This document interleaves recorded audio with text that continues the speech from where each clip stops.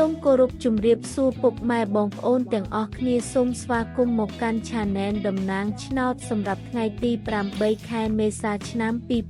2026 Admin ក៏មានតម្រុយឆ្នោតពិសេសនិងលេខល្អៗសម្រាប់ចែកជូនពុកម៉ែបងប្អូនផ្សងសំណាងកម្សាន្តប្រចាំថ្ងៃផងដែរជាដំបូងសូមពុកម៉ែបងប្អូនជួយចុច like និងជារូបសញ្ញាកន្ទឹងឲ្យ Admin ម្នាក់មួយផងដើម្បីនឹងទទួលបានវីដេអូថ្មីៗនៅក្នុងទូរស័ព្ទដៃពុកម៉ែបងប្អូននិងមានភាពងាយស្រួលក្នុងការតាមដាននៅតម្រុយឆ្នោតយួនជារៀងរាល់ថ្ងៃផងដែរកុំឲ្យខាតពេលពុកម៉ែបងប្អូនយូរសូមពុកម៉ែបងប្អូនចូលមកតម្រុយយើងតែម្ដងសម្រាប់លេខធំឬ3លេខ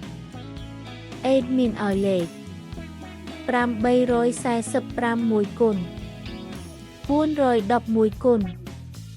503គុណសម្រាប់លេខតូចឬ2លេខ Admin ឲ្យលេខ68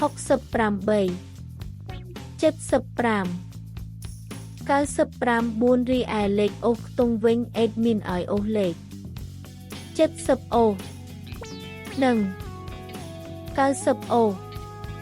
ផងដែរពេលពុកម៉ែបងប្អូនស្រឡាញ់និងចូលចិត្តលេខរបស់ Admin ពុកម៉ែបងប្អូនអាចយកទៅផ្សងសំណាងបាននៅថ្ងៃនេះជាចុងក្រោយ Admin សូមជូនពរឲ្យពុកម៉ែបងប្អូនទាំងអស់គ្នាហេងសំណាងល្អមានលាភមានជ័យនិងចូលរង្វាន់ធំទាំងអស់គ្នាជួបគ្នានៅថ្ងៃស្អែកបន្តទៀតសូមអរគុណ